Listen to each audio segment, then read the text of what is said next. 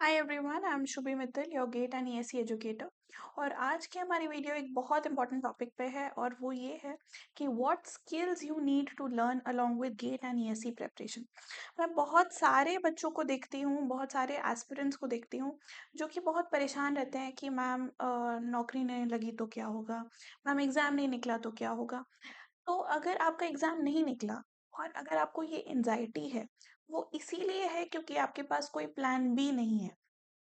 You know inside your head कि अगर मैं आज की डेट में जाता हूँ इंडस्ट्री में, इंटरव्यू देता हूँ, या अगर मैं चाहता हूँ कि मेरी एक अच्छी कंपनी में नौकरी लग जाए, तो वो नहीं लगेगी because I don't have the skills for it. So if you want to be employable in the next 12 months, और अगर आपका ईएससी नहीं हो पाता है, गेट नहीं हो पाता है, और अगर आप एक अच्छे सिविल इंजीनियर बनना चाहते हैं, तो this video is for you. In this video, we are going to answer 5 critical questions.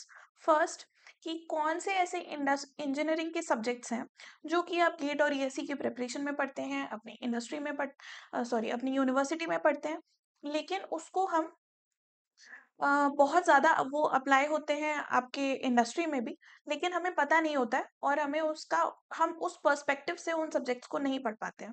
दूसरा, कौन-सी ऐसी प्रैक्टिकल स्किल्स हैं जो कि आपको डेवलप करनी है, उसी थ्योरेटिकल नॉलेज को प्रैक्टिकली अप्लाई करके आपको कुछ प्रैक्टिकल स्किल्स डेवलप करनी होती है, तो वो कौन-सी हैं? कौन से सॉफ्टवेयर्स आपको लर्न करने हैं? ऐसा नहीं है कि सिर्फ सर्टिफिकेट जो आप ले लेते हैं कॉलेज टाइम में, उससे कुछ नहीं होता है। आप कितने भी सर्टिफिकेट्स लगा दीजिए, आपका आपको कोई भी कंपनी हायर नहीं करेगी, because no one wants mediocre people, they want good people who have good skills. और उसके लिए अपन को ये जो स्किल्स हैं वो डेवलप करनी पड़ेगी, और उसके लिए हमें पहले तो ये जानने की ज़रूरत है कि हमें चाहिए क्या, है ना। और एक सीक्वेंस होना चाहिए, एक सीक्वेंस ये होना चाहिए कि किस ऑर्डर में आप ये सारी स्किल्स को लर्न कर रहे हैं, क्योंकि फिर उसका कोई मतलब नहीं बनेगा अगर आपको ये सीक्वेंस नहीं पता है तो। ठीक है। फिर उसके बाद मैं आज की वीडियो में आपको एक और बहुत इम्पोर्टेंट बात बताने वाली हूँ कि हर स्किल के साथ आप कितना सीटीसी दिमाग में लेके चल सकते हैं कि भाई मेरे को इतने पैसे मिल जाएंगे। ठीक है। तो ये वीडियो सिर्फ उन लोगों के लिए नहीं है जो कि आप इसको एज अ प्लान बी मत देखिए। आप इस वीडियो को इस तरह से देखिए कि अगर आप एक गवर्नमेंट जॉब में सेलेक्ट हो भी जाते हैं, अगर आपको एक बहुत अच्छा ईएससी में डिपार्टमेंट मिल जाता है, अगर आप एक बहुत अच्छी पीएसयू में पहुंच जाते हैं, तब भी आपको वहां जाके नौकरी ही करनी है। ऐसा नहीं है कि सिर्फ एग्जाम निकाल के आपका काम हो गया, नहीं। आपको वहां जाके नौकरी करनी है, और उस नौकरी को करने के लिए भी आपको ये स्किल्स चाहिए। Okay. So this class is for the students who want to secure their career, not just crack an exam. Fine. तो एक रियलिटी चेक ये है कि आपसे कंपनी कभी भी ये नहीं पूछती कि आपने कितनी आपकी गेट में रैंक थी, आपने कितने पीवाईक्यूज, आपने कितने ईयर के पीवाईक्यूज लगा रखे हैं ईएससी के, है ना। आपसे ये कभी नहीं पूछा जाएगा कि भाई जैसे कि मैंने एमटेक की है आईआईटी बीएचयू से। जब मैं इंडस्ट्री में काम करती थी personally, I before I was an educator, I was working in MES and DRDO projects. Okay, I was working in a company जो एमईएस और डीआरडीओ के प्रोजेक्ट्स लेती थी, और वहाँ पे मैं स्ट्रक्चरल इंजीनियर की तरह भी मैंने काम किया और साइट इंजीनियर की तरह भी मैंने काम किया है। तो वहाँ पे किसी ने भी मुझसे ये नहीं पूछा कि आपका गेट में स्कोर कितना था, because it is irrelevant for the industry. आपसे क्या पूछा जाएगा कि आपको ड्राइंग्स रीड करना आता है या नहीं, आपको बीओक्यू प्रिपेयर करना आता है या नहीं, do you know how to design a structure. बहुत सारे डिज़ाइन के सब्जेक्ट्स होते हैं हमारे, आपको उसको प्रैक्टिकली अप्लाई करना आता है या नहीं। आपको साइट अगर करने को दे दी जाए, तो आपको मैनेजमेंट स्किल्स आते हैं कि नहीं, आपकी कम्युनिकेशन स्किल्स कैसे हैं। इन सब चीज़ों पे आपकी एम्प्लॉयबिलिटी डिपेंड करती है। और आपसे कंपनी क्या चाहती है कि आपको मिनिमम ट्रेनिंग की ज़रूरत पड़े, और आप from the day one only you are a good asset for them. Is it right or not? So company doesn't ask for your marks, they pay for the skills. No one asks कि आपने कितने PYQ solve किए हैं। As I told you, कोई भी आपसे वहाँ पे सोम और जियोटेक के गेट के क्वेश्चंस देख के आपसे ये नहीं बोलेगा कि इसको आपको सॉल्व करना आता है कि नहीं। ऐसा नहीं होता है। आपसे बोला जाएगा कि भाई ये प्रैक्टिकल स्किल्स आपको आती हैं कि नहीं, है ना।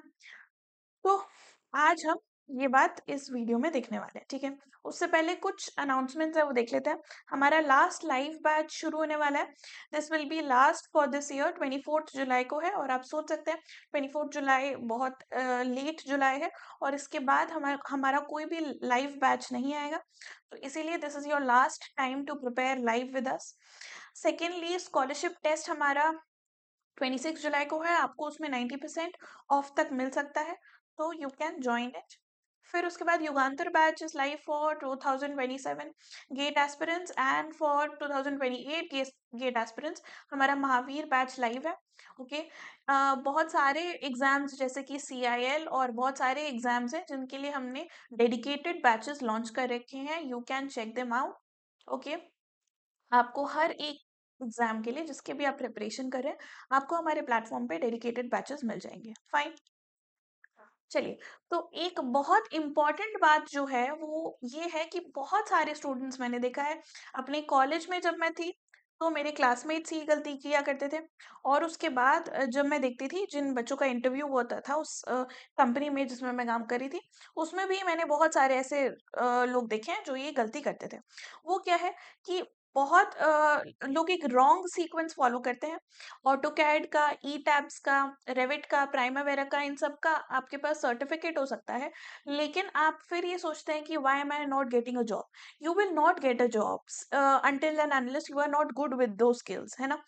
आपको सिर्फ सर्टिफिकेट वहां पे जमा करने से नौकरी नहीं मिलेगी। आपको चाहिए प्रॉपर इंजीनियरिंग सब्जेक्ट्स की नॉलेज, जो कि आपको कॉलेज टाइम पे प्रॉपर टेक्स्ट बुक्स फॉलो करके ही मिल सकती है। और अगर आपने कॉलेज में प्रॉपर टेक्स्ट बुक्स फॉलो नहीं करी, तो आप उसके बाद टेक्स्ट बुक्स को फॉलो करके इंजीनियरिंग नॉलेज लीजिए, लेकिन उसका कोई शॉर्टकट नहीं है। You need to be very good with your engineering subjects. और उसके बाद आपको प्रैक्टिकल स्किल्स चाहिए। आप खुद सोचिए क्या आपका सीक्वेंस होता है कॉलेज में। अ, हवा में तो नहीं बनाए गए होंगे वो सीक्वेंस, है ना।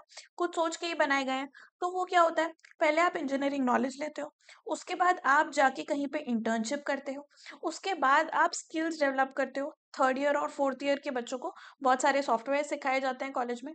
और उसके बाद आप पोर्टफोलियो बनाते हो, और उसके बाद आप नौकरी में बैठते हो। तो यही है राइट स्ट्रैटेजी ऑल्सो, है ना। तो आप पहले इंजीनियरिंग सब्जेक्ट्स की नॉलेज गेन करिए, उसके बाद प्रैक्टिकल स्किल्स सीखिए, कुछ इंटर्नशिप करिए या किसी साइट पे जाके आपको वो practical skills the hard way आपको you have to learn them. और उसके बाद आप इन सॉफ्टवेयर्स पे आ सकते हैं जो कि हैं ऑटोकैड, ई टैब्स, बहुत सारे सॉफ्टवेयर्स हैं जो कि मैं आपको आगे बताने वाली हूँ। लेकिन उससे पहले there are some prerequisites that you need. Okay, what are those prerequisites? सबसे पहले कौन से इंजीनियरिंग के सब्जेक्ट्स हैं जो जिनको हम बहुत लाइटली लेते हैं, but they are very important, and they are very important to make us employable also, है ना। हमारे सिर्फ एग्जाम निकालने के लिए, या हम सिर्फ जो लास्ट मोमेंट पे पढ़ के एग्जाम दे देते हैं और गेट और ESE का एग्जाम निकालने के लिए, इसके लिए इंपॉर्टेंट नहीं है। हमारी एम्प्लॉयबिलिटी के लिए भी ये सब्जेक्ट्स बहुत इंपॉर्टेंट है।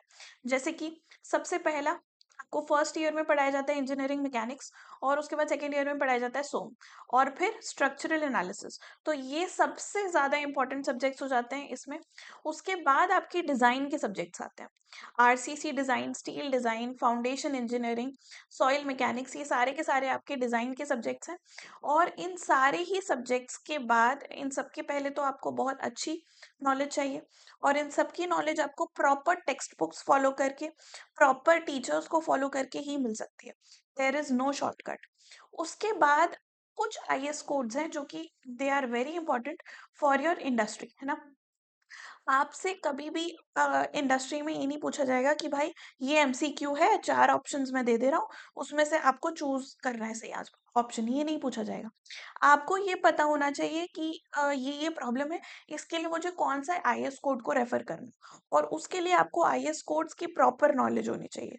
तो सिर्फ एग्जाम के लिए पढ़ लेने से आप एम्प्लॉयबल नहीं हो जाते। एग्जाम के लिए पढ़ने के साथ साथ आपको प्रॉपर नॉलेज होनी चाहिए, और मैं आपको बता देती हूँ कौन से आपको IS कोड्स की प्रॉपरली नॉलेज चाहिए। सबसे पहला IS 456 which is plain and reinforced concrete का। ओके। उसके बाद IS 800 for general construction and steel, IS 875 very important for design loads, dead, live, wind, इन सारे डिजाइन लोड्स के लिए IS 875 यूज होता है, जो कि आपको चाहिए। फिर IS 1893, it is for earthquake resistant design criteria, this is very important. और उसके बाद एक बहुत इंपॉर्टेंट IS कोड आ जाता है 13920, which is for ductile detailing of reinforced concrete structures. आपको एक बात समझ में आ गई होगी कि जो हम जिस तरह से IS कोड्स को पढ़ते हैं अपने नोट्स में लिख के, उससे काम नहीं चलेगा। हमें IS कोड्स की प्रॉपर नॉलेज होनी चाहिए, क्योंकि आपको वहां पे you don't have to learn everything. आपको ये पता होना चाहिए कि आपको कौन से IS कोड को रेफर करना है किस प्रॉब्लम के लिए। I hope I am making my self very clear with this. Okay, अगला सब्जेक्ट आ जाता है सर्वेइंग, जो हम सेकेंड ईयर में पढ़ते हैं। अब अगर आप एक डिजाइन इंजीनियर बनना चाहते हैं, तो आपको सर्वेइंग से ऊपर जितने भी सब्जेक्ट्स लिखे हैं उतने, उन सब की नॉलेज चाहिए। एक होता है आपका सर्वेइंग का फील्ड, इसमें बहुत सारी ऐसी चीज़ें होती हैं, बहुत सारी नई-नई चीज़ें आ रही हैं इसमें। एक सब्जेक्ट होता है एडवांस सर्वेइंग, जिसमें GIS एंड ड्रोन मैपिंग आता है, which gives you a very good CTC। आपको इसमें 10 से 15 LPA प्लस का पैकेज आपको इसमें मिल जाएगा if you have a good knowledge in this. दूसरी बात ये है कि जब आप सर्वेइंग में से भी एडवांस सर्वेइंग पढ़ते हैं, तो ये कंपैरेटिवली थोड़ा सा आपको ईजियर पड़ेगा। अगर आप डिजाइन इंजीनियर बनना चाहते हैं तो ये थोड़ा सा डिफिकल्ट होता है। और सर्वेइंग की नॉलेज लेके, अगर आप एडवांस सर्वेइंग की नॉलेज लेके अगर आप GIS और ड्रोन मैपिंग में जाना चाहते हैं, तो ये थोड़ा कंपैरेटिवली ईजी है। ठीक है, तो आप इसमें भी जा सकते हैं इफ यू वांट। ओके, फिर अगले कुछ सब्जेक्ट्स हैं concrete technology, estimation, costing, construction planning, ये और BMC obviously building material and construction. ये सारे के सारे जो आपके सब्जेक्ट्स हैं, ये आपको एक बेटर इंजीनियर बनाते हैं।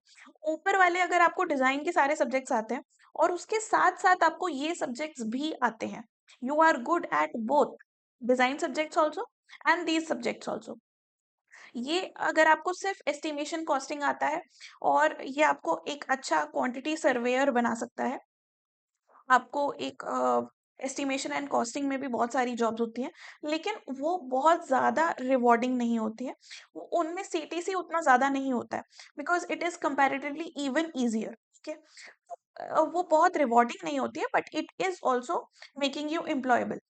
लेकिन अगर उसके साथ साथ आप एक अच्छे डिजाइन इंजीनियर हैं, आपने ये सारे सब्जेक्ट्स बीटेक में पढ़ के एक अच्छे कॉलेज से स्ट्रक्चरल इंजीनियरिंग कर लिया, उसके लिए आपको गेट देने की जरूरत है। तो अगर आपने गेट दे के एक अच्छे कॉलेज से स्ट्रक्चरल इंजीनियरिंग कर लिया है, और उसके साथ आपके पास ये सब्जेक्ट्स की नॉलेज है, तो यू आर अनबीटेबल।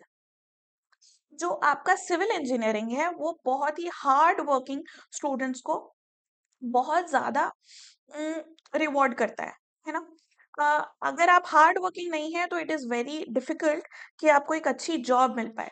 लेकिन अगर आप हार्ड वर्किंग हैं, तो आपको बहुत अच्छी CTC मिल सकती है। ये रॉन्ग नोशन है कि सिविल इंजीनियरिंग में अच्छी CTC नहीं मिलती है। अभी मैं आपको एक प्रैक्टिकली बताऊंगी कि कौन से स्किल से आपको कितनी CTC मिलती है, and you will be amazed. Okay, फिर ट्रांसपोर्टेशन और एनवायरनमेंट, ये भी कुछ ऐसे सब्जेक्ट्स हैं जो आपको बेटर बनाते हैं। इन सारे सब्जेक्ट्स की नॉलेज के साथ साथ अगर आपके पास ट्रांसपोर्टेशन और एनवायरनमेंट की भी नॉलेज है, तो it will make you better. Fine, ठीक है। तो फिर उसके बाद नेक्स्ट स्टेप क्या है, स्टेप 2। ये सारे के सारे थ्योरेटिकल सब्जेक्ट्स को आपको प्रैक्टिकल स्किल्स में कन्वर्ट करना है। और ये प्रैक्टिकल स्किल्स में आप कब कन्वर्ट कर पाएंगे? पहली बात तो आपको थ्योरेटिकली पता होना चाहिए कि ड्राइंग्स कैसे रीड करते हैं, BOQ कैसे बनाया जाता है, बहुत सारी ऐसी चीजें होती हैं। और उसके साथ साथ आपको एक इंटर्नशिप करके या फिर किसी साइट पे काम करके ये सारी चीजें पता चलती हैं। तो वो आप सेकेंड या थर्ड ईयर में कर सकते हैं। अगर आप पास आउट है ऑलरेडी और फिर भी you want to make yourself employable, so you should do internships. और उसके बाद आपको प्रैक्टिकली पता चलेगा कि हाँ भाई, ये जो मैंने सब्जेक्ट पढ़ा था उसका रियल साइट पे क्या एप्लीकेशन होता है। तो उसके लिए आपको क्या क्या सीखना है, ये मैं आपको एक लिस्ट बता देती हूँ जो मुझे जरूरत पड़ी थी, और आपको भी साइट पे जरूरत पड़ेगी। सबसे पहले आपको ड्राइंग्स रीड करना आना चाहिए। स्ट्रक्चरल ड्राइंग्स और रीइंफोर्समेंट डिटेल्स जो होती हैं, उनको आपको इंटरप्रेट करना आना चाहिए। आपका RCC का नॉलेज बहुत अच्छा हो सकता है, स्टील का नॉलेज बहुत अच्छा हो सकता है, लेकिन अगर आपको रीइंफोर्समेंट डिटेल्स को इंटरप्रेट करना नहीं आता है, तो it is of no use. Okay. फिर आपको बीबीएस बनाना आना चाहिए, बीओक्यू बनाना आना चाहिए। बीबीएस होता है बार बाइंडिंग शेड्यूल, बीओक्यू होता है बिल ऑफ क्वांटिटीज, और आपको रेट एनालिसिस, जैसा मैंने आपको बताया था, एस्टिमेशन एंड कॉस्टिंग, ये सारी चीजें आपको आनी चाहिए। These are minimum things, okay? फिर site execution, you should understand concrete details, concrete quality, IS codes and day to day site operations। ये सारी चीजें आपको पता होनी चाहिए। और एक और बहुत इंपॉर्टेंट स्किल होती है ये कि आपको साइट पे जो लोग हैं उनसे काम करवाना आना चाहिए, आपको मैनेजमेंट आना चाहिए। और ये आपको पता होगा कि कोई भी क्रैश कोर्स, कोई भी एग्जाम आपको, कोई भी बुक आपको ये बात नहीं सिखा सकती है। This is practical knowledge that you need to gain, okay? उसके बाद अगला आ जाता है billing, tendering, contracts. You should know how to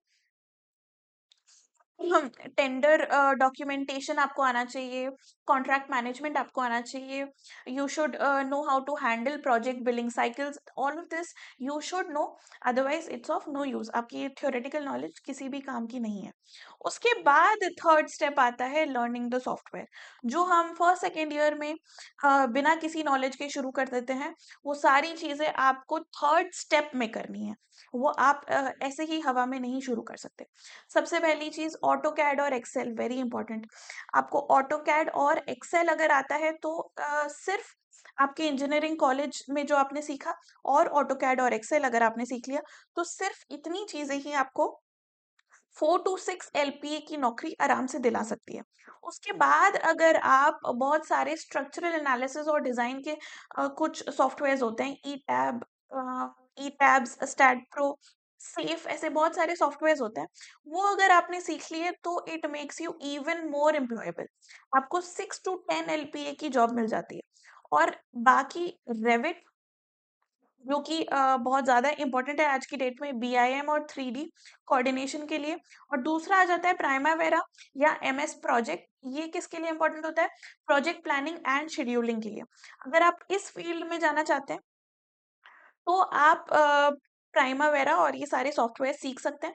this will also alone give you a 6 to 10 LPA की नौकरी। और अगर आपको ये सारे के सारे एक साथ आते हैं, कोई सारी स्किल्स आती हैं, तो और अगर आप एक्सपीरियंस्ड हो जाते हैं, और एक्सपीरियंस्ड का मतलब ये नहीं कि आपको 10 साल का एक्सपीरियंस है, मैं बोल रही हूँ कि आपको ये सारे सॉफ्टवेयर्स आते हैं बहुत डेप्थ में, और उसके बाद आपको एक अच्छा साइट का एक्सपीरियंस है, 1 साल का, 2 साल का, अगर आपको साइट का एक्सपीरियंस है, तो you can easily get a job of 10 to 30 plus LPA। This is a very good CTC। और ये आपको इजीली मिल सकता है अगर आपको ये सारे सॉफ्टवेयर आते हैं तो I think this is a very good thing that you should no. Fine. और मैंने ये सारे के सारे सॉफ्टवेयर्स को यहाँ पे, सारी स्किल्स को और सॉफ्टवेयर्स को यहाँ पे लिस्ट कर दिया है, और उनका मैंने आपको मिनिमम CTC और मैक्सिमम CTC का एक रेंज दे दिया है, ठीक है? तो you can look at this. और मैंने आपको एक और बात बता दी कि अगर आपको, आपके पास ये सारी की सारी स्किल्स एक साथ है, तो आप 30 LPA तक की, 25-30 LPA तक की नौकरी ले सकते। अगर आपको ऑटो कैड आता है तो आपको 2 से 4-5 LPA तक मिल जाएगा। एस्टिमेशन और BOQ आता है तो आपको 4 से 8 LPA तक मिल जाएगा। उसी तरह से ये सारे सॉफ्टवेयर्स का लिखा हुआ है, Primavera is the most rewarding. If you know that, then आपको 6 से 14-15 LPA तक की नौकरी एज अ फ्रेशर ही, this is not for experienced, ये मैं आपको बता रही हूँ, एज अ फ्रेशर ही आपको इतनी जॉब मार्केट में मिल जाएगी। बिकॉज इस फील्ड में जो मुझे फील हुआ है फ्रॉम माई प्रैक्टिकल एक्सपीरियंस, इस फील्ड में कंपटीशन कम है, लोग बहुत कम आते हैं इस फील्ड में, तो इसमें कंपटीशन बहुत कम है एक्सपीरियंस लोगों का, अच्छे स्किल्ड लोगों का, और इस वजह से आपको इजियर है नौकरी मिलना। अगर आप यही गेट और ESE में देखते हैं, तो ESE में 1% ही है सिलेक्शन क्राइटेरिया, और गेट में अगर आपके पास एक अच्छी रैंक नहीं है, 75 प्लस मार्क्स नहीं है, तो शायद आपको कोई भी PSU लेके नहीं जाएगी। और अगर आपको ले भी जाती है, अगर आपको कुछ मिल भी जाता है, तो वो मिलेगा आपको एक MTech किसी IIT में। और MTech करने के 2 साल बाद के बाद भी क्या रिक्वायरमेंट है आपकी? आपको एम्प्लॉयबल तो तब भी होना पड़ेगा। MTech करने का मतलब क्या है? एमटेक करने का मतलब ये है कि 2 साल के बाद आपके पास इतनी स्किल्स होनी चाहिए कि कैंपस प्लेसमेंट में, क्योंकि आप किसी आईआईटी से एमटेक कर रहे हैं, किसी एनआईटी से एमटेक कर रहे हैं, तो ऑब्वियसली आपको अच्छी कैंपस प्लेसमेंट मिल सकती है। बहुत सारी अच्छी कंपनीज़ वहाँ पे आती हैं हायर करने के लिए, लेकिन फिर भी आपसे वो गेट का स्कोर नहीं माँगती, वो फिर भी आपसे स्किल्स ही माँगती हैं। At the end of the day skills is what makes you employable. I hope you understood that. Okay. तो एक मैं आपको रोड मैप दे देती हूँ कि सबसे पहला आपको ऑब्वियसली अपने कॉलेज टाइम पे और गेट और ईएससी में आपको इंजीनियरिंग सब्जेक्ट्स की नॉलेज होनी चाहिए, और उसके साथ साथ आप ऑटोकैड और कुछ प्रैक्टिकल स्किल्स जो मैंने आपको बताई वो आप सीख लीजिए। इन सारे काम में अगर आपके पास पहले से सारे सब्जेक्ट्स की नॉलेज है, तो ऑटोकैड और वो सारी प्रैक्टिकल स्किल्स सीखने के लिए ड्राइंग्स पढ़ना और रीइंफोर्समेंट डिटेलिंग समझना, ये सारी चीजें समझने के लिए आपको लगेंगे 3 से 4 महीने। ओके। और उसके बाद भी आप एम्प्लॉयबल हो जाते हैं। आपको मैंने आपको बता दिया 4 to 6 LPA की जॉब आपको मिल जाती है। और उसके बाद अगर आप और अच्छा अपने आप को और इनहेंस करना चाहते हैं, तो आपके पास obviously slate execution, concrete quality और आईएस कोड जिसमें पहले आ चुके हैं। फिर उसके बाद आपको स्ट्रक्चरल डिजाइनिंग के बहुत सारे सॉफ्टवेयर्स आने चाहिए। ई टैब्स, स्टैड प्रो, सेफ, ये सारे सॉफ्टवेयर्स आपको आने चाहिए। रेविट, बीआईएम मॉडलिंग, ये सब आपको आने चाहिए। प्राइमावेरा आपको आना चाहिए। और फिर उसके बाद आप सीखिए बिलिंग, कॉन्ट्रैक्ट्स, टेंडरिंग, ये सारी चीजें अगर आप सीख लेते हैं, उसके बाद आप एक बहुत अच्छा पोर्टफोलियो बना सकते हैं, एक बहुत अच्छी सीवी बना सकते हैं, और उसके बाद आप लिंक्डइन पे अपनी प्रोफाइल बनाइए। तब आप इन सारे सर्टिफिकेट्स को अपलोड करिए, और फिर आप देखिए कि आप कितनी अच्छी नौकरी यहाँ पे लेके जा पाएंगे। ओके। तो I hope you understood this. ठीक है। तो इसी के साथ आज की वीडियो को कंक्लूड करते हैं। अगर आपका ईएससी निकल जाता है, if you become an IAS officer, it is the best. ठीक है, it is an excellent job. उससे बेटर जॉब इंजीनियरिंग फील्ड में है ही नहीं, एग्जिस्ट ही नहीं करती है। As a civil engineer it is the best job that you can get. और इन सारी डेप्थ के साथ, इन सारी इंजीनियरिंग डेप्थ के साथ आप एक स्ट्रोंगर, मोर रिस्पेक्टेड ऑफिसर बनते हैं। मैंने देखा है, जब मैं साइट पे काम करती थी, तो बहुत सारे ऐसे इंजीनियर्स होते थे वहां पे जिनको अ, बोलना तो नहीं चाहिए, लेकिन उनको जो लैब होती थी, साइट लैब, उसमें प्रॉपरली आपके जो बहुत सारे जैसे क्यूब टेस्ट हो गया या कोई भी टेस्ट हो गया, वो सब टेस्ट भी करने नहीं आते थे। तो it doesn't make you, after you are an IAS officer also, की रिस्पेक्ट नहीं होगी। If you, your engineering depth will make you a stronger officer. और उसके बाद इफ इट डजंट हैपन, अगर आपका ईएससी नहीं निकलता है, तो फिर भी आपके पास एज अ फ्रेशर ओनली आपके पास 4 to 8 LPA की तो जॉब का ऐसे ही आपके पास अपॉर्चुनिटी है। अगर आपने ऑटो कैड और सिर्फ एक्सेल वगैरह भी आता है आपको, और अगर आपने वो सारे सॉफ्टवेयर्स साथ में सीखे हैं, आपने अपनी इंजीनियरिंग की पढ़ाई के साथ और अपनी प्रिपरेशन के साथ वो सारे सॉफ्टवेयर्स भी सीख लिए हैं, तो आपको एक बहुत अच्छी जॉब की अपॉर्चुनिटी मिल जाती है। 20 LPA, 15 से लेके 20 LPA तक आपको मिल जाती है, और एज एन एक्सपीरियंस्ड इंजीनियर आपको 25 से 30 LPA की जॉब मिल जाती है। और कोई भी गवर्नमेंट सेक्टर में को इतनी ज्यादा सीटीसी नहीं देता है। जितना प्राइवेट सेक्टर रिवॉर्डिंग है, उतना गवर्नमेंट सेक्टर कभी भी रिवॉर्डिंग नहीं हो सकता है। इसीलिए कीप दिस इन माइंड। अगर आपको जॉब सिक्योरिटी की प्रॉब्लम है, तो मैं आपको बता दूं, जैसा कि मैंने आपको वीडियो के शुरू में भी बताया था, लेकिन मैं आपको फिर से रिपीट करना चाहती हूँ। अगर आपको ऐसा लगता है कि प्राइवेट सेक्टर में जॉब सिक्योरिटी की प्रॉब्लम है, अगर आप स्किल्ड हैं, तो एक कंपनी अपने गेट बंद कर सकती है, लेकिन 3 और कंपनीज आपके लिए हमेशा रेडी रहेंगी, if you are a skilled engineer. So please work on your skills. Your goal shouldn't be to just clear an exam. The goal should be to build a career that no exam result can take away from you. Okay, thank you so much.